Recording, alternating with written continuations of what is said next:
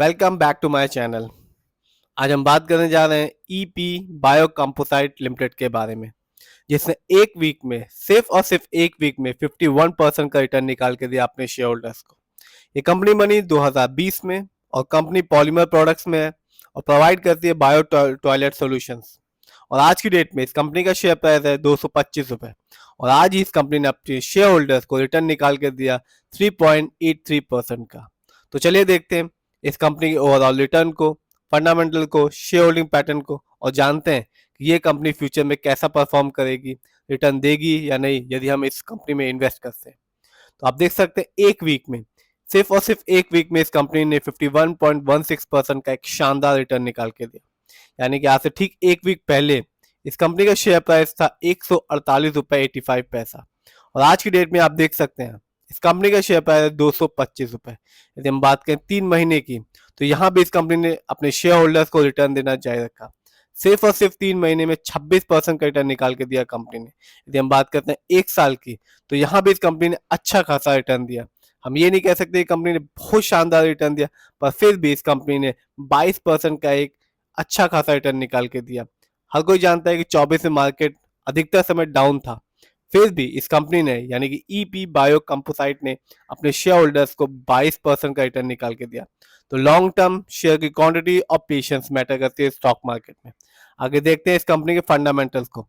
तो कंपनी का market cap सिर्फ 38 करोड़ का है, जबकि इस कंपनी का पीबी रेशियो है 3.96। शेयर मार्केट में एक अच्छा पीबी रेशियो कहलाता है 3% और लेस देन 3%।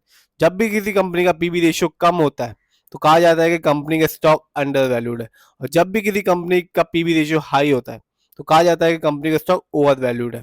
इस कंपनी का इंडस्ट्री पी है 28.73 और इस कंपनी का डेब्ट टू इक्विटी यानी कि कंपनी पर लोन कर्ज है या नहीं, तो हम कह सकते हैं कंपनी पर बहुत ही कम लोन कर्ज है। इसका परसेंटेज है 0.37%। आगे जानते हैं इस कंपनी के आरओई को यानी कि रिटर्न ऑन इक्विटी को। तो कंपनी का आरओई है 11.61%। शेयर मार्केट में एक अच्छा आरओई कहलाता है 15 और 20% के बीच का। जब भी किसी कंपनी का आरओई हाई होता है या पॉजिटिव होता है तो ये इंडिकेट करता है कि कंपनी इन्वेस्टर और शेयर होल्डर्स के पैसे को अच्छी तरह से इन्वेस्ट कर रही है, जिससे शेयर होल्डर्स को लॉन्ग टर्म में अच्छा खासा रिटर्न देखने को मिलेगा। और जब भी किसी कंपनी का आरओई नेगेटिव होता है या कम होता है तो ये देखा जाता है, ये इंडिकेट करता है कि कंपनी हमारे पैसे को अच्छी तरह से इन्वेस्ट नहीं कर रही है, जिससे शेयर होल्डर्स को रिटर्न मिलने की संभावना कम हो जाती है। इस कंपनी का बुक वैल्यू है 56.88 और इस कंपनी का फेस वैल्यू है 10। आगे जानते हैं इस कंपनी के फाइनेंशियल परफॉर्मेंस को। यदि हम ईयरली देखें, रेवेन्यू के मामले में कंपनी ने 23 की तुलना में 24 में अच्छा परफॉर्मेंस किया।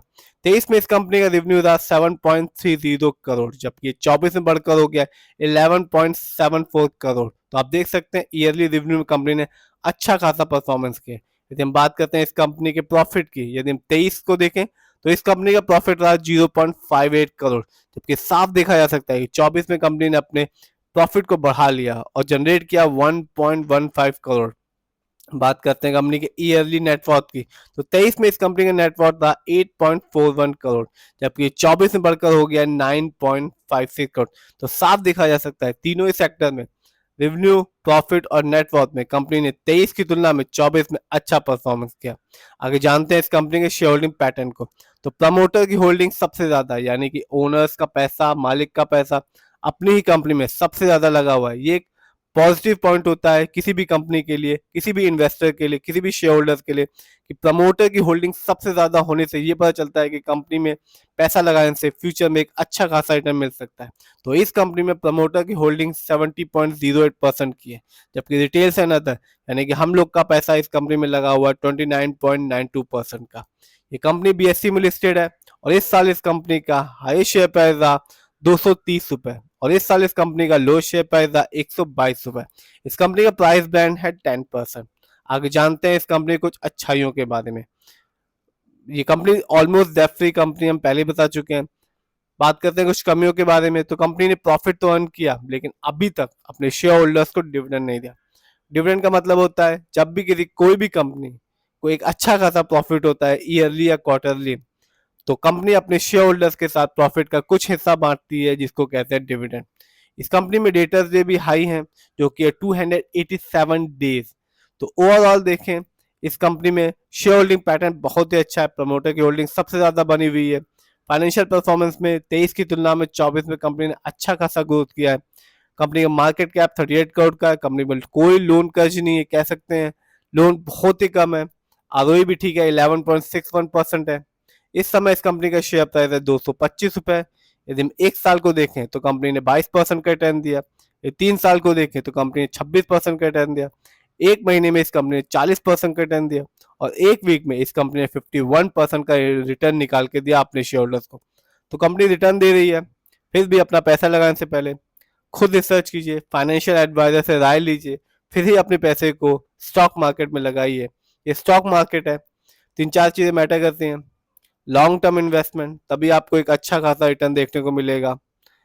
शेयर की क्वांटिटी, तभी आपको जब भी कंपनी डिविडेंड देगी या बोनस शेयर की तब आपको बेनिफिट होगा जब आपके पास एक अच्छी क्वांटिटी ऑफ शेयर्स होगी।